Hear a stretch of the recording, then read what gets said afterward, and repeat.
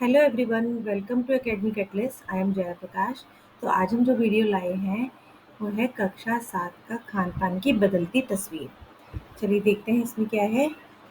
पिछले 10 वर्षों में हमारी खान पान की संस्कृति में एक बड़ा बदलाव आया है। इडली, डोसा, वड़ा, सांबर, रसम अब केवल दक्षिण भारत तक सीमित नहीं है। ये उत्तर भारत के भी हर क्षेत्र में उपलब्ध है। और अब तो उत्तर भारत की ढाबा संस्कृति लगभग पूरे देश में फैल चुकी है। अब आप कहीं भी हो, उत्तर भारतीय रोटी, दाल, साग आपको मिल ही जाएँगे। कहने का मतलब है कि पिछले 10-15 सालों में हमारी जो खाने-पानी की चीज़ें हैं, खान-पान की जो चीज़ें हैं, उनमें एक बहुत बड़ा बदलाव आया है, बहुत बड़ा चेंज आया है। अब जैसे जो एक क्षेत्रीय खाना था, जो जैसे साउथ का खाना था इडली, डोसा, सांभर, वड़ा, अब वो केवल वहीं पर नहीं मिलता। अब आप भारत के किसी भी कोने में इडली, डोसा, सांभर, रसम ये सब कुछ खा सकते हो। साउथ की, दक्षिण भारत की डिश को खा सकते हो। और इसी तरह से उत्तर भारत में उपलब्ध या वहाँ पर फ़ेमस ढाबा संस्कृति थी, ढाबे का खाना था, वो अब आपको कहीं पर भी मिल जाएगा। आप किसी भी देश में, किसी भी देश के किसी भी क्षेत्र में खा सकते हो। अब आप कहीं भी हो, उत्तर भारतीय रोटी, दाल, साग आपको मिल ही जाएँगे। मतलब देश के किसी भी कोने में चले जाओ, आपको रोटी, दाल, साग ये सब कुछ आपको मिल जाता है। फ़ास्ट फूड यानी तुरंत भोजन का चलन भी बड़े शहरों में खूब बढ़ा है। इस फ़ास्ट फूड में बर्गर, नूडल्स जैसी कई चीज़ें शामिल हैं। एक ज़माने में कुछ ही लोगों तक सीमित चाइनीज़ नूडल्स अब संभवतः किसी के लिए अजनबी नहीं रहे हैं। मतलब कि अब जो फ़ास्ट फूड है इस समय बहुत ज़्यादा प्रचलन में है, बहुत फ़ेमस हो रहा है। बच्चे बहुत खुश होके खाते हैं। फ़ास्ट फूड में क्या-क्या आ जाता है, जैसे बर्गर है, नूडल्स हैं, ये सब चीज़ें जो है चाइनीज़ फूड जो है, चाइनीज़ नूडल्स हैं, ये अब हमें खाली ऐसा नहीं है कि चाइना में ही खाए जाते हैं, अब ये किसी के लिए भी अजनबी नहीं रहे हैं। हर कोई इनको जानता है, हर कोई इनको खाता है, हर किसी को ये पसंद आते हैं। और क्या था, 2 मिनट्स नूडल्स के पैकेट बंद रूप में तो कम से कम बच्चे बूढ़े सभी परिचित हो चुके हैं। इसी तरह नमकीन के कई स्थानीय प्रकार अभी तक भले ही मौजूद हों, लेकिन आलू चिप्स के कई विज्ञापित रूप तेजी से घर घर में अपनी जगह बनाते जा रहे हैं। अब ये जो मैगी है, नूडल्स जो 2 मिनट में बन जाते हैं, इन सब सभी लोग परिचित हो चुके हैं। हर कोई, चाहे वो बच्चा हो या बूढ़ा हो, हर कोई इनको जानता है। इसी तरह नमकीन के कई स्थानीय प्रकार, अब जो अलग अलग स्थान की फेमस नमकीन हुआ करती थी, वो अब तक भले ही है हमारे पास, हमारे प्रचलन में है, लेकिन आलू के चिप्स की बहुत सारी वैरायटी अब आ गई है। अलग अलग तरीके के आलू के चिप्स आ गए हैं जो अपने घर घर में अपनी पहचान बनाते जा रहे हैं। गुजराती ढोकला, गाठिया भी अब देश के कई हिस्सों में स्वाद लेकर खाए जाते हैं। और बंगाली मिठाइयों की केवल रस भरी चर्चा ही नहीं होती, वे कई शहरों में पहले की तुलना में अधिक उपलब्ध हैं। यानी स्थानीय व्यंजनों के साथ ही अब अन्य प्रदेशों के व्यंजन पकवान भी प्रायः हर क्षेत्र में मिलते हैं। और मध्यम वर्गीय जीवन में भोजन विविधता अपनी जगह बना चुका है। अब क्या है कि गुजरात का ढोकला, वहाँ का ठेपला, ढोकला, गाठिया, ये सब जो है गुजरात की फ़ेमस डिश थी। लेकिन अब क्या है, वो खाली गुजरात तक ही सीमित नहीं है, अब देश के किसी भी हिस्से में आपको ये मिल सकता है। किसी भी हिस्से में आप इसको स्वाद लेकर खा सकते हो। बंगाल की मिठाइयाँ, रस भरी मिठाइयाँ बहुत फ़ेमस थी, लेकिन आप बंगाल की मिठाइयाँ कहीं भी खा सकते हो। जगह-जगह आपको हर क्षेत्र में मिल जाएगी, देश के किसी भी कोने में आप बंगाल की मिठाई मँगा सकते हो, आपको मिल जाएगी। तो वे कई शहरों में पहले की तुलना में और अधिक उपलब्ध हो गई है। यानी स्थानीय व्यंजनों के साथ ही अब अन्य प्रदेशों के व्यंजन पकवान भी प्राय हर क्षेत्र में मिलते हैं। यानी कि जो स्थानीय एक क्षेत्र का जो अपना व्यंजन होता है, वही नहीं, आपको अन्य देशों के व्यंजन भी आपको अपने ही देश में, अपने ही क्षेत्र में मिल जाएँगे। और अन्य क्षेत्रों में भी आपके देश का आपके क्षेत्र का व्यंजन मिल जाएगा। कहने का मतलब कि हर जगह आपको सभी तरीके का व्यंजन मिल सकता है, पकवान मिल सकता है। और मध्यम वर्गीय जीवन में भोजन विविधता अपनी जगह बना चुका है। यानी कि जो मध्यम वर्गीय जीवन है, मिडल फैमिली का जो जीवन है, उसमें जो भोजन है, जो खान-पान है, वो विविधता यानी अलग-अलग वैरायटी का जो खाना है, वो भी बहुत प्रचलन में आ चुका है। कुछ चीज़ें और भी हुई हैं, मसलन अंग्रेज़ी राज तक तो ब्रेड केवल साहबी ठिकानों तक सीमित थी। मतलब ये क्या था कि जब अंग्रेज़ लोग जो थे, ब्रेड जो थी सिर्फ़ उन्हीं तक सीमित थी। कहा जाता था कि बहुत बड़े जो अंग्रेज़ लोग हैं, जो बहुत ही शाही लोग हैं, वही ब्रेड खाया करते हैं। लेकिन अब क्या है, अब कस्बों तक पहुंच चुकी है। अब गांव गांव में आप जाकर देख लो, कस्बों में जाके देख लो, वहां भी ब्रेड पहुंच चुकी है। और नाश्ते के रूप में लाखों करोड़ों भारतीय घरों में सेकी तली जा रही है। खान-पान की इस बदलती हुई संस्कृति से सबसे अधिक प्रभावित नई पीढ़ी हुई है। तो अब क्या है, ब्रेड केवल शाही अंदाज में नहीं खाई जाती, अंग्रेज लोग ही नहीं खाया करते, वो तो कस्बों-कस्बों तक, गाँव-गाँव तक पहुँच चुकी है और हर कोई इसको नाश्ते के रूप में खाने लगा है। कोई ब्रेड पे जैम लगा के खाने लगा है, कोई ब्रेड को सेक के खाने लगा है, ब्रेड बटर खाने लगा है। इस तरह से ब्रेड जो है वो अब केवल अंग्रेजी राज घरानों तक ही सीमित नहीं है, हर जगह पहुँच चुकी है। तो ये जो खान-पान का बदलता हुआ जो नज़रिया है या खान-पान की जो बदलती तस्वीर है, इससे सबसे ज़्यादा जो प्रभावित हुई है, वो जो प्रभाव में आई है, वो है हमारी युवा पीढ़ी, नई पीढ़ी, आज की न्यू जनरेशन, जो पहले के स्थानीय व्यंजनों के बारे में बहुत कम जानती है, पर कई नए व्यंजनों के बारे में बहुत कुछ जानती है। जो हमारी आजकल की पीढ़ी है, जो हमारी आजकल की न्यू जनरेशन है, वो चाहे स्थानीय व्यंजनों के बारे में ना जानती हो, उन्हें ये ना पता हो कि अलग-अलग स्थान में कौन-कौन से व्यंजन प्रचलित थे, लेकिन वो नए व्यंजनों के बारे में बहुत कुछ जानती है। स्थानीय व्यंजन भी तो अब घटकर कुछ ही चीज़ों तक सीमित रह गए हैं। बम्बई की पाव भाजी और दिल्ली के छोले कुलचे की दुनिया पहले की तुलना में बड़ी ज़रूर है, पर अन्य स्थानीय व्यंजनों की तुलना में छोटी है। अब क्या है कि पहले जैसी बात अब स्थानीय व्यंजनों की नहीं रही। पहले की तरह अब स्थानीय व्यंजन जो है वो अब घट चुके हैं, सीमित हो गए हैं। जैसे बम्बई की पाव भाजी, वड़ा पाव, दिल्ली के छोले कुलचे, छोले भटूरे बहुत ज़्यादा फ़ेमस थे, आज भी हैं, लेकिन अन्य स्थानीय व्यंजनों की दुनिया में अब ये बहुत छोटे होते जा रहे हैं, पहले की तरह फिर भी नहीं रहे। जानकार ये भी बताते हैं कि मथुरा के पेड़ों और आगरा के पेठे नमकीन में अब वह बात कहाँ रही। यानी जो चीज़ें बची भी हुई हैं, उनकी गुणवत्ता में फ़र्क आ गया है। अब जो जानकार है, जिन्होंने पहले खाया हुआ है मथुरा का पेड़ा, आगरा का पेठा नमकीन, जो तो उनका ये कहना है कि जो बात पहले थी, मथुरा के पेड़ों में या आगरा के पेठे में, वो अब नहीं रही। अब उनकी क्वालिटी में बहुत ही फ़र्क आ गया, उनकी गुणवत्ता में अब फ़र्क आ गया, पहले जैसा खाना नहीं रहा। फिर मौसम और ऋतुओं के अनुसार फलों, खाद्यान्नों से जो व्यंजन और पकवान बना करते थे, उन्हें बनाने की फुर्सत भी अब कितने लोगों को रह गई है। लेकिन अब ये भी एक बात है कि अब सब लोग जो है बहुत ज़्यादा बिज़ी हो गए हैं, बहुत सब वर्किंग में आ गए हैं। तो सबके पास ट्रेडिशनल खाना जो है वो बनाने का अब इतना समय रहा ही नहीं, पकवान बनाने का अब समय नहीं रहा।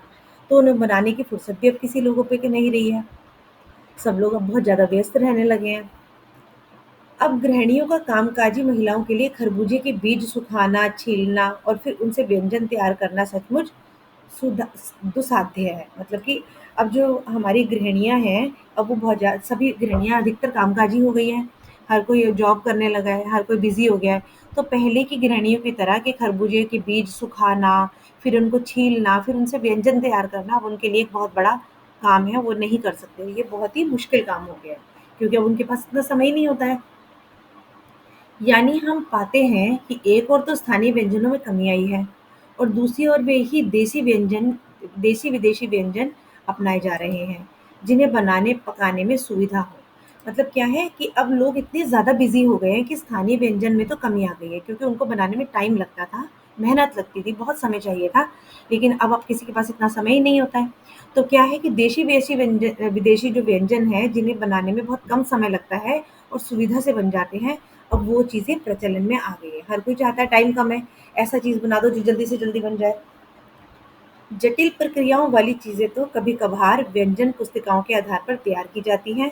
अब शहरी जीवन में तो जो भागम-भाग है, उसे देखते हुए यह स्थिति स्वाभाविक लगती है।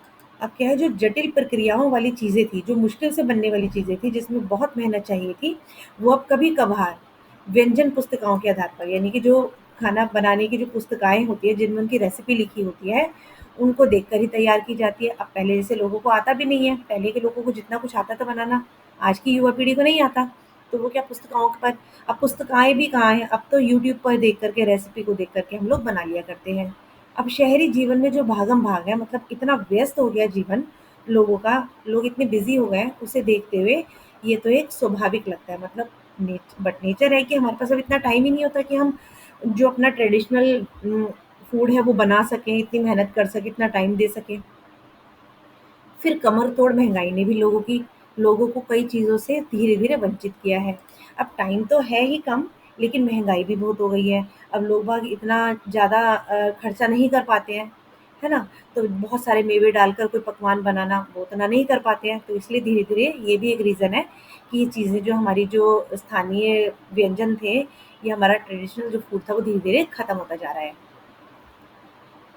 जिन व्यंजनों में बिना मेवों के स्वाद नहीं आता, उन्हें बनाने-पकाने के बारे में भला कौन 4 बार नहीं सोचेगा। अब कुछ ऐसे भी व्यंजन थे, कुछ ऐसे भी व्यंजन हैं, पकवान हैं, जिनको बनाने के लिए हमें बहुत सारे मेवे चाहिए। मेवों के बिना उनमें स्वाद नहीं आता, तो उनको बनाने के लिए बहुत खर्चा चाहिए रहता है, बहुत पैसा लगता है। वे मेवे बहुत महँगे आते हैं, तो उन्हें बनाने में भला हर कोई 4 बार क्यों नहीं सोचेगा? पहले तो इतना पैसा लगाओ, तब जाके इनको बनाओ। खान-पान की जो एक मिश्रित संस्कृति बनी है, इसके अपने सकारात्मक पक्ष भी हैं। जो खान-पान की एक मिश्रित संस्कृति बनी है, मतलब कि एक क्षेत्र का खाना दूसरे क्षेत्र के लोग भी खा रहे हैं, स्थानीय लोगों में एक-दूसरे का खाना जो है आदान-प्रदान हो रहा है, इसका एक सकारात्मक पक्ष भी है, ठीक है? ये पॉज़िटिविटी भी है इसकी एक। गृहिणियों और कामकाजी महिलाओं को अब जल्दी तैयार हो जाने वाले विविध व्यंजनों की विधियाँ उपलब्ध हैं। अब जो कामकाजी महिलाएँ हैं, जो जॉब करती हैं, उन महिलाओं को अब जल्दी से खाना बनाने जल्दी बनने वाली चीज़ें भी ऐसी भी रेसिपी मिल जाती है। नई पीढ़ी को देश-विदेश के व्यंजनों को जानने का सुयोग मिल जाता है। अब जो हमारी आज की नई पीढ़ी है, न्यू जनरेशन है, क्योंकि वो देश-विदेश में पढ़ने भी जाते हैं, रहने भी जाते हैं, जॉब भी करते हैं, तो वहाँ के व्यंजनों को वो जान पाते हैं और अपने व्यंजनों को भी वहाँ पर दिखा पाते हैं, बना पाते हैं। तो एक-दूसरे के व्यंजन जो है आदान-प्रदान हो जाते हैं। भले ही किन्हीं कारणों से और किन्हीं खास रूपों में, क्योंकि यह भी एक सच्चाई है कि ये विविध व्यंजन इन्हें निखालिस रूप में उपलब्ध नहीं है।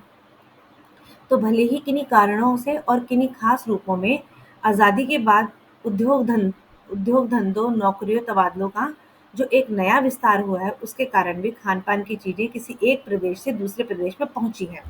मतलब चाहे जो आजकल के व्यंजन हैं, इनमें हमें कुछ ताकत की चीज़ें मिले ना मिले, चाहे ये बिल्कुल जंक फूड की तरह हो, लेकिन फिर भी क्या है, एक चीज़ ज़रूर मिली है आज़ादी के बाद कि हमारा जो खान-पान है, वो एक देश से दूसरे देश, एक प्रदेश से दूसरे प्रदेश में आदान-प्रदान उसका होने लगा है। उससे क्या है, एक-दूसरे से हमारा खान-पीना जो बदला है, तो एक-दूसरे से हमारी जान-पहचान बढ़ी है। उनके खान-पीन के बारे में हम जान पाए हैं, क्योंकि क्या इससे क्या है कि जैसे नौकरियों के तबादले होते रहते हैं, अब हमारे बच्चे हैं किसी दूसरे शहर में रहना शुरू कर देते हैं, तो वहाँ के खान-पान को जानते हैं और वहाँ के लोगों को अपने खान-पान के विषय में बताते हैं। तो एक-दूसरे से जो हमारा खाना-पीना जो है ना, वो एक्सचेंज हो रहा है। ये बदला जा रहा है। बड़े शहरों के मध्य वर्गीय स्कूलों में जब दोपहर के टिफ़िन के वक़्त बच्चों के टिफ़िन डिब्बे खुलते हैं, तो उनसे विभिन्न प्रदेशों के व्यंजनों की खुशबू उठती है। अब जो बड़े-बड़े शहरों के जो स्कूल हैं, उनमें जो दोपहर के टाइम बच्चों के जो टिफ़िन लंच ब्रेक में जो टिफ़िन खुलते हैं, तो उसमें अलग-अलग खाने के व्यंजनों की अलग-अलग तरह की खुशबू आती है। हम खान-पान से भी एक-दूसरे को जानते हैं। नहीं, खान-पान से भी हम एक-दूसरे को जानते हैं ना, कि हमारे यहाँ पे अगर कोई साउथ का रहता है बंदा, कोई दक्षिण भारत का रहता है, तो वो इडली-सांभर जब खाता है, तो हम जाने हैं ना कि ये वहाँ का खाना था। हमारे यहाँ कोई गुजरात हम कहीं गुजरात में जाकर रह लेते, तो वो जानेंगे कि हम उत्तर प्रदेश के हैं, तो वहाँ का खान-पीन क्या होता है। इससे हम एक-दूसरे को जानते हैं। इस दृष्टि से देखो तो खान-पान की नई संस्कृति में हमें राष्ट्रीय एकता के लिए नए बीज भी मिले हैं। अब इससे क्या होता है, इससे हमारी एकता को भी देखा जा सकता है। हम एक-दूसरे के करीब भी आ रहे हैं। बीज भली-भाँति तभी अंकुरित होंगे जब हम खान-पान से जुड़ी हुई दूसरी चीज़ों की ओर भी ध्यान देंगे। मसलन हम उस बोली, बाणी, भाषा, भूषा आदि को भी किसी न किसी रूप में ज़्यादा जानेंगे जो किसी खान-पीन विशेष से जुड़ी है। मतलब हम एक-दूसरे के साथ तब और अधिक जुड़ जाएँगे जब हम खाने-पीने के अलावा उन लोगों की एक-दूसरे की बोली को जानेंगे, एक-दूसरे की वेशभूषा को जानेंगे। खाना-पाना तो है ही, लेकिन एक-दूसरे को और अधिक हम तब जान पाएँगे, एक-दूसरे से करीब हम तब आ पाएँगे जब उनकी बोली को, वेशभूषा को भी हम आदान-प्रदान कर पाएँ और जान पाएँ।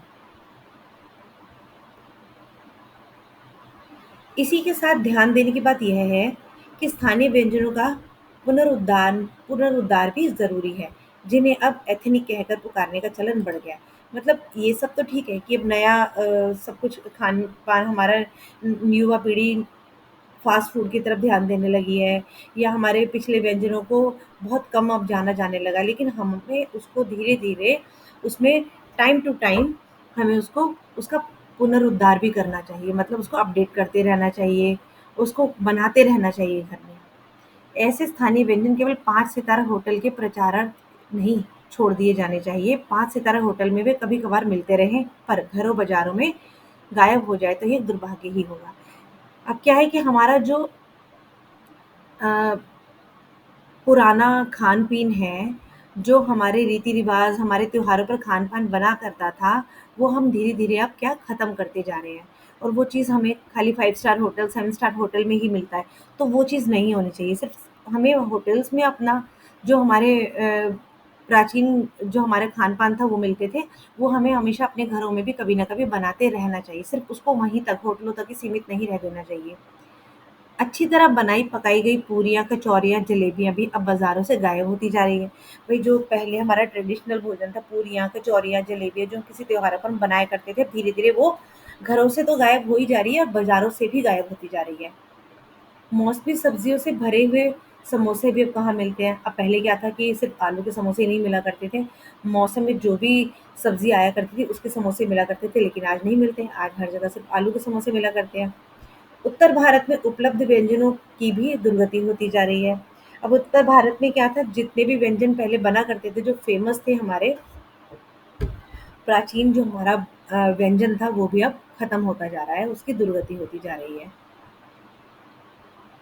अचरज नहीं कि पहले उत्तर भारत में जो चीज़ें गली मोहल्लों की दुकानों में आम हुआ करती थी, उन्हें अब खास दुकानों में तलाशा जाता है। यह भी एक कड़वा सच है कि कई स्थानीय व्यंजनों को हमने तथाकथित आधुनिकता के चलते छोड़ दिया है। अब कई व्यंजन तो ऐसे हैं हमारे गली मोहल्लों की दुकानों में आम हुआ करती थी, लेकिन अब वो किसी किसी दुकानों पर रेयर ही कहीं पर मिला करता है। हम उन्हें क्या है छोड़ते जा रहे हैं, पीछे छोड़ते जा रहे हैं और हम आगे बढ़ते जा रहे हैं इस भागम-भाग की दौड़ में। और पश्चिम की नकल में बहुत सी ऐसी चीज़ें अपना ली है जो स्वाद, स्वास्थ्य और सरसता के मामले में हमारे बहुत अनुकूल नहीं है। मतलब अब हमने अपना जो प्राचीन जो हमारा खान-पान था जिससे हमारा शरीर भी स्वस्थ रहा करता था, वो चीज़ तो हम पीछे छोड़ते जा रहे हैं। और हम क्या चीज़ें अपनाते जा रहे हैं जो हमारे को स्वाद लगे, लेकिन हमारे स्वास्थ्य को वो हानि पहुँचाए, हमारे लिए वो अनुकूल ना हो। हो यह भी रहा है कि खान-पान की मिश्रित संस्कृति में हम कई बार चीज़ों का असली और अलग स्वाद नहीं ले पा रहे हैं।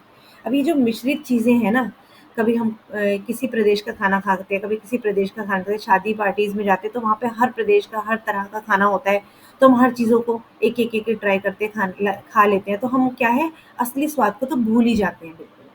जो हमारा अपना यहाँ का कल्चर था उसको भूल जाते हैं, असली स्वाद को हम पहचान नहीं पाते, अलग-अलग एक प्लेट में डोसा भी रख लिया, हमने खांडवी भी रख ली, हमने चाइनीज़ नूडल्स भी रख लिया, हमने पूरी सब्ज़ी भी रख ली, तो हमने क्या किया हर तरीके के खाने को मिक्स कर लिया, उसकी वजह से हम किसी एक स्वाद को भी अच्छी तरीके से नहीं ले पाते हैं। अक्सर प्रतिभोजों और पार्टियों में एक साथ ढेरों चीज़ें रख दी जाती है, उनका स्वाद डगमग-डगमग हो जाता है। यही होता है ना जब बहुत सारी चीज़ें एक साथ हो जाती हैं, हम उनको खाते हैं, तो सब चीज़ों के स्वाद जो है मिक्स हो जाते हैं, हम किसी भी चीज़ के स्वाद को अच्छे से नहीं ले पाते हैं। खान-पान की मिश्रित या विविध संस्कृति हमें कुछ चीज़ें चुनने का अवसर देती हैं, हम उनका लाभ प्रायः नहीं उठा पाते हैं।